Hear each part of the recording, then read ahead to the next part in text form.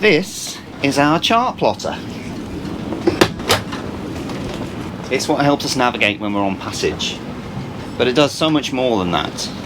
It shows you the depth, speed over the ground, course over ground, your GPS position, what time it is, but also where you are in the world.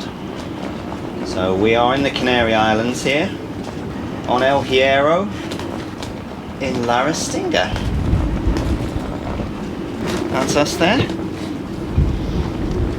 Now what it also does is it shows you the other boats that are around. How the f does it know?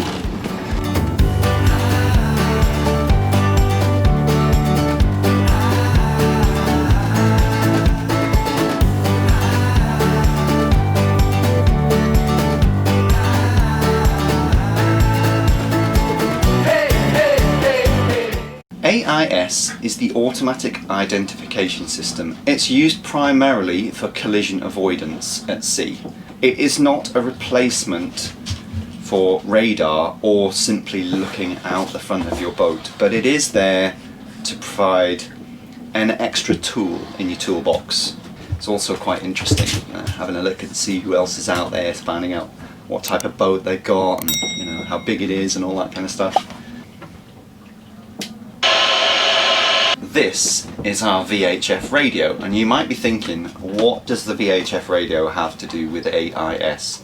And it's probably something that people don't really think about, but essentially AIS is a VHF radio. There's two forms of AIS. One is normal, regular AIS, run-of-the-mill, standard, and the other is satellite-based AIS. You know I'm a bit of a space freak, so I'm excited to tell you about that. But normal AIS works by sending out over the radio your current position and various other bits of information.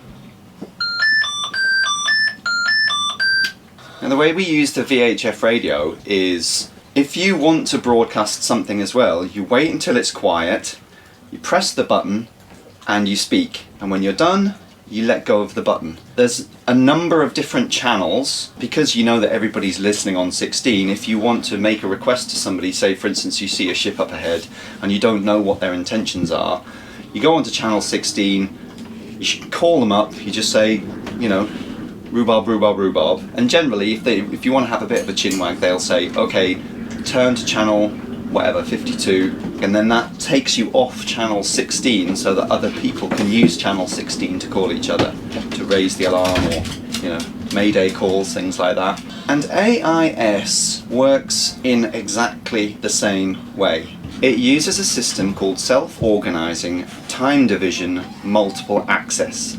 And what that means is it chops up 30 seconds into about 2,500 little units.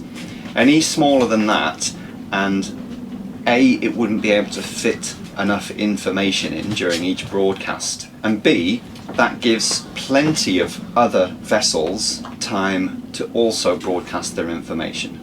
So when the AIS system pops into action, it listens for the first 30 seconds to see which of these slots are available that nobody's broadcasting on, and it makes a note of that. And then in the next 30 seconds it will pick one of those slots for itself that's obviously not being used, and that's the one it will broadcast on. All the other AIS receivers in the area will be able to pick up on that, and they'll go, okay, that boat, Ollie, is using that slot, so I won't use that slot now. When AIS wishes to broadcast the position of the boat, it will open up a channel on the VHF radio and send its current position. It also broadcasts the MMSI number of the vessel, which is the unique maritime identification number. Every 6 minutes it will send the name of the boat, the beam, the length, identification information. Now because it's only using VHF, that obviously restricts the area around which you can receive requests, because VHF is radio technology, so that only goes in a straight line, and at a certain distance the horizon of the Earth gets in the way of the signal. That's usually, it's between 10 and 20 nautical miles, something like that. Let me use my super duper blue bowl to demonstrate. So let's assume that the blue ball is the Earth, okay? And these two little piggies, do you mind? Sit. So the blue bowl is the Earth. These two little piggies are boats.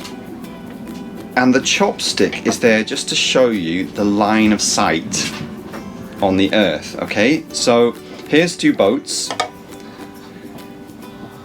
They're below the horizon, so they can't see each other, but as soon as they come into line of sight, i.e. when they're touching the chopstick, they'll be able to send VHF messages.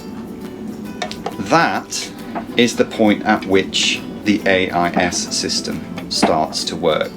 However, here's piggy number 1 in his boat. Here's the International Space Station, which is about 400 kilometers above the Earth. In fact, there's a whole network of satellites up there which receive AIS information.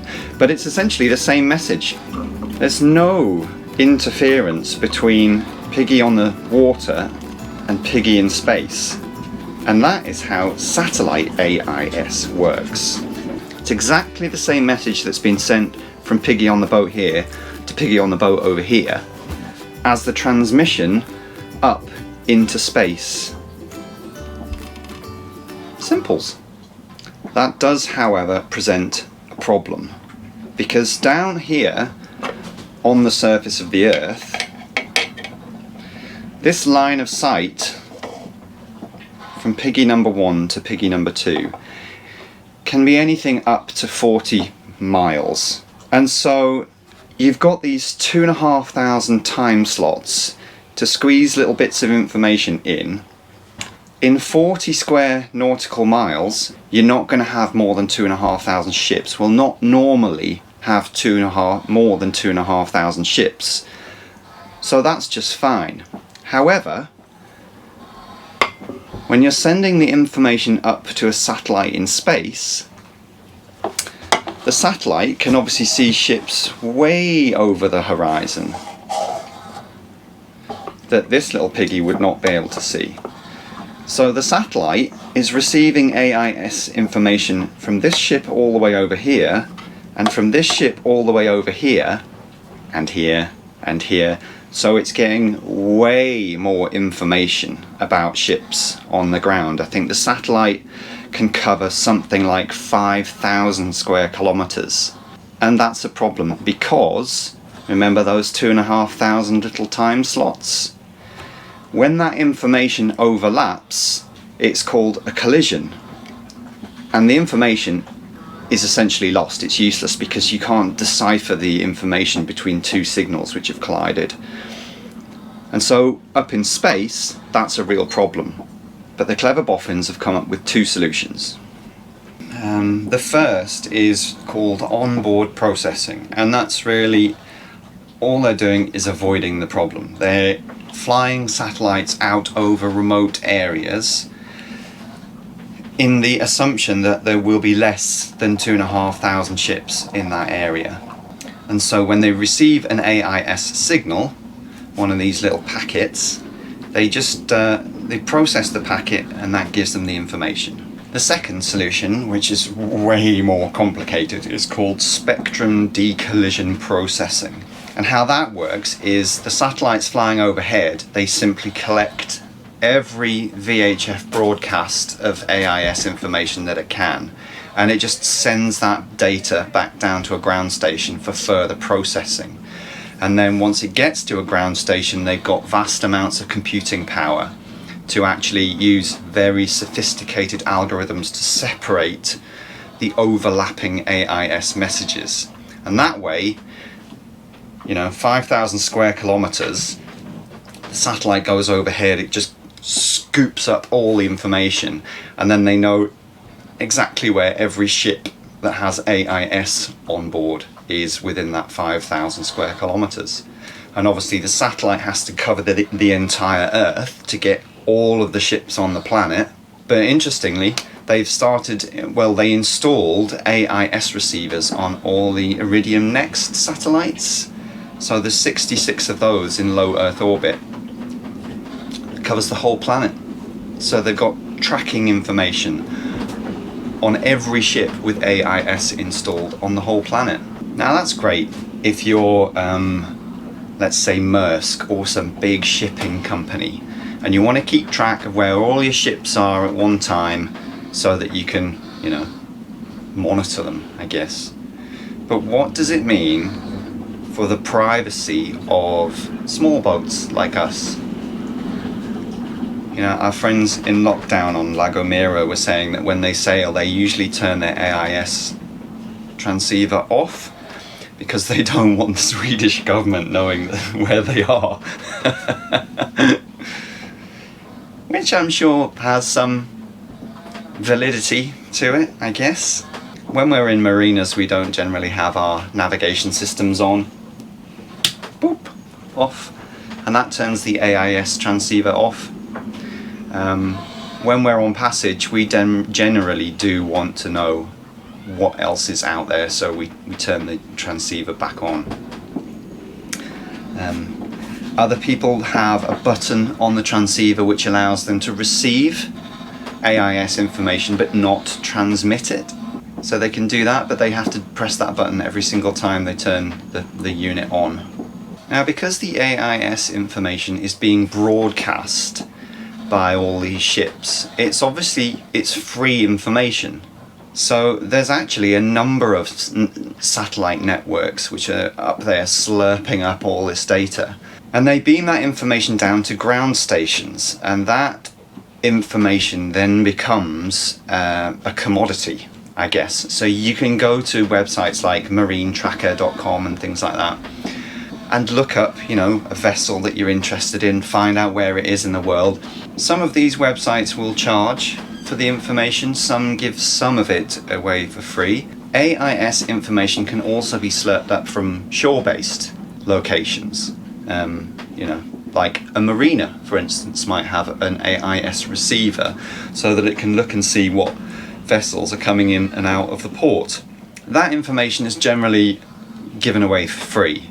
It's the satellite-based AIS messages which have been decoded, which are generally the ones that you have to pay for.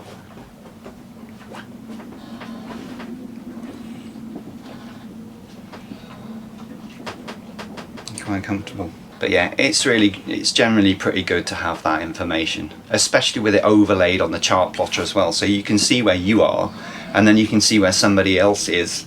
The AIS on the chart plotter is no substitution for opening your eyes and looking out the front of the boat, though, because A, people might not have AIS, you know, it's only a requirement on large vessels and passenger vessels.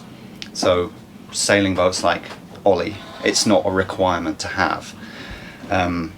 So you could be sailing along and all of a sudden there'll be a boat coming towards you, and you're looking on the chart plotter and going, who's that then? Who's that then? And it's not showing up because they don't have AIS either installed, or they're only receiving AIS information, which is a bit selfish, I think. It's like, come on guys, you know, it's there to help us all, not just to help you. So obviously, the more people that have it installed on their boats, the safer we will all be. So come on guys, get AIS and switch it on. Thanks for watching. If you enjoyed this video, give us a like and subscribe. Help us make more videos like this by joining our Patreon family.